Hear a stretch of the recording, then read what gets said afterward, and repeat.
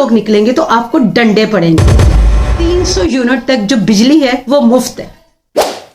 دوسرا number, motor cycle والے کو آدھی قیمت پہ پیٹرول ملے گا۔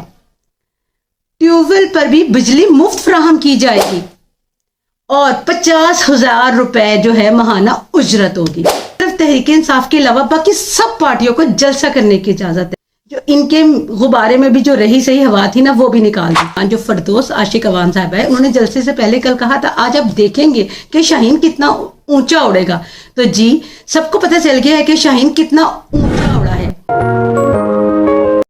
السلام علیکم ناظرین، آسٹریلیا سے میں ہوں آپ کی ہوسٹ مریم شاہد۔ ایک طرف تو پوری دنیا میں فلسطین کے حق میں مظاہرے ہو رہے ہیں اور بلا روک ٹوک لوگ احتجاج کر رہے ہیں، لیکن ہفتے والے دن جب اسلام آباد میں لوگ فلسطینی بھائیوں کے لیے اکٹھے ہوئے تو ہماری پولیس نے اس پر آنسو گیس شیلنگ کی، ان کو اکٹھے نہیں ہونے دیا، جس کے اوپر اوریہ مقبول جان نے ایک ٹویٹ کیا تھا۔ انہوں نے کہا تھا کہ فلسطینی بھائیوں کے حق میں مظاہرے کو روکنے کے دو مقاصد ہو سکتے ہیں، ایک یہ کہ امریکہ کا حکم جو ہے وہ اس حد تک مانا جائے کہ وہ براہ راست تحفظ کرے، اور دوسرا یہ کہ عوام اس قدر مشتعل ہو جائے کہ حالات کی خرابی کا بہانہ بنا کے اس نگران حکومت سے ہی کام چلایا جائے۔ دونوں کی جو نتائج ہیں وہ خطرناک ہو سکتے ہیں۔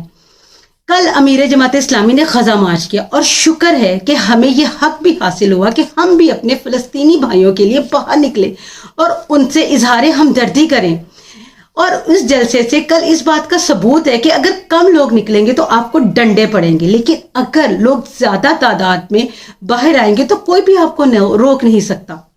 دوسری طرف تحریک انصاف کے علاوہ باقی سب پارٹیوں کو جلسہ کرنے کی اجازت ہے۔ جیسے کہ آپ کو پتا ہے کہ پاکستان میں دو اہم ترین جلسے ہوئے ہیں۔ ایک پرویز خٹک کی پارٹی نے جلسہ کیا تھا اور آپ نے دیکھا تھا وہ جلسہ کس طرح خالی تھا، تقریباً ساری کی ساری کرسیاں وہاں پر جو تھیں وہ خالی تھی، اور جب صحافی نے خٹک صاحب سے پوچھا کہ اس کے بارے میں آپ کیا کہیں گے تو انہوں نے کہا تھا کہ نو کامنٹس، کہ میں اس پہ کوئی کامنٹس نہیں کرنا چاہتا۔ دوسری طرف خانے وال میں جہانگیر ترین اور علیم خان کی پارٹی نے جو ہے پاکستان استحکام پارٹی، انہوں نے اپنا پہلا جلسہ کیا۔ عوام نے ان کے ساتھ بھی کیا کر دیا، جو ان کے غبارے میں بھی جو رہی صحیح ہوا تھی نا وہ بھی نکال دی۔ کہنے کا تو وہ ایک اچھا جلسہ تھا، لیکن وہاں پر بھی لوگ جو تھے وہ خود نہیں آئے بلکہ لائے گئے تھے۔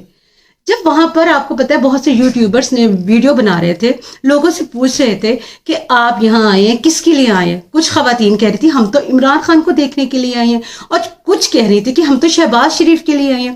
اب آپ یہاں سے اندازہ لگا لیں کہ ان کو یہ پتہ ہی نہیں تھا کہ ہم کس کا جلسہ اٹینڈ کرنے کے لیے آئے ہیں۔ جیسے کہ آپ کو پتہ ہے کہ اس پارٹی کا جو انتخابی نشان ہے وہ ان کو عقاب ہے وہ فراہم کیا گیا ہے۔ اس پارٹی کی ترجمان جو فردوس عاشق عوان صاحب ہے، انہوں نے جلسے سے پہلے کل کہا تھا آج آپ دیکھیں گے کہ شاہین کتنا اونچا اڑے گا، تو جی سب کو پتہ چل گیا ہے کہ شاہین کتنا اونچا اڑا ہے۔ پاکستان استحکام پارٹی ایک ایسی پارٹی ہے جہاں لیڈر ہیں لیکن کارکن نہیں ہے۔ انہوں نے بھی مریم نواز کے جلسے کی طرح نقل اتارتے ہوئے جھنڈے جو تھے کرسیوں کے ساتھ لگائے۔ گھی، آٹے اور بریانی کے ڈبے غالباً اب تو لگتا ہے کہ ہر پارٹی کے پاس یہی وتیرہ ہے، وہ لوگوں میں تقسیم کیے گئے۔ آج جلسے میں کھڑے ہو کر ان لوگوں نے ایسے وعدے کیے کہ اگر حقیقی زندگی میں یہ سچ ہو جائے نا تو کیا ہی بات ہے۔ پہلے نمبر پہ 300 یونٹ تک جو بجلی ہے وہ مفت ہے۔ دوسرا نمبر، موٹر سائیکل والے کو آدھی قیمت پہ پیٹرول ملے گا۔ ٹیوب ویل پر بھی بجلی مفت فراہم کی جائے گی اور 50,000 روپے جو ہے ماہانہ اجرت ہوگی۔ علیم خان صاحب نے یہ آج اعلان کر دیا۔ پیسے کا بے دریغ استعمال، حکومت کی مکمل سپورٹ، ان سب کے باوجود استحکام پارٹی کو استحکام نہ ملا نہ ہی عوام ملی۔ یہ جو سوشل میڈیا ہے نا آج کل، یہ کسی سے کنٹرول نہیں ہو رہا، وہ کچھ بھی دکھا دیتا ہے جو ہمیں نظر آ رہا ہوتا ہے یا شاید ہم اس کو دیکھنا بھی نہیں چاہتے۔ استحکام پارٹی کے جلسے میں خیمے بھی نصب کیے گئے خواتین کو پیسے دینے کے لیے کہ پہلے آپ پیسے وصول کریں اس کے بعد آپ جلسے میں جائیں۔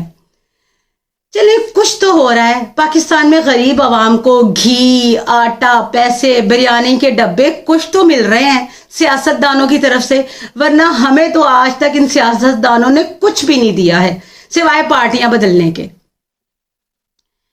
لیکن ان سب کے باوجود جلسے نے ایک بات بتا دی ہے کہ جلسہ کسی بھی پارٹی کا ہو نعرہ عمران خان کا ہی لگے گا، کیونکہ نظریے کبھی قید نہیں ہو سکتے۔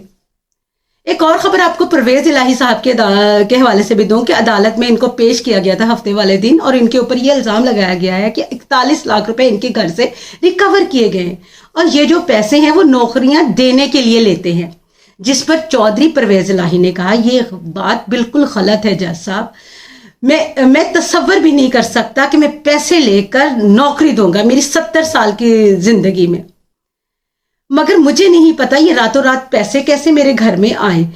لیکن آپ کو پتہ ان سب باتوں کے باوجود انہیں اینٹی کرپشن کے حوالے کر دیا گیا اور مزید 2 دن کا جسمانی ریمانڈ ان کو دے دیا گیا ہے۔ اب دیکھتے ہیں کہ آج کیا فیصلہ ہوتا ہے۔ 2 شخصیت کے درمیان آپ کو جیسے کہ پتہ ہے موازنہ چل رہا ہے، ایک عمران خان اور دوسرا نواز شریف۔ ان کے درمیان اچانک ایک خبر آتی ہے کہ نواز شریف کو توہین عدالت کے اندر بلاوا آ گیا ہے۔ 2018 کے حوالے سے ایک انہوں نے درخواست دائر کی گئی ہے کسی شہری نے، اور انہوں نے اپنی تقریر میں انہوں نے کہا ہے کہ انہوں نے توہین عدالت کی ہے۔ جسٹس عامر فاروق صاحب نے 15 نومبر کو اس کی سماعت کرنی ہے۔ تو اب آپ دیکھ لیتے ہیں کیا ہے۔ عدالت جو ہے اطہر کاظمی صاحب ہے، انہوں نے اپنا ایک ٹویٹ کہا ہے، انہوں نے کہا کسی کو اچھا لگے یا برا، یہ دور عمران خان کا ہے، یہ زمانہ عمران خان کا ہے، ہم عمران خان کے زمانے میں جی رہے ہیں۔ عمران خان ساری سیاست کو کنٹرول کرتا ہے۔ ہم نے کبھی نہیں یہ دیکھا کہ کسی اور سے سیاستدان کا جو ہے وہ زمانہ آیا ہو۔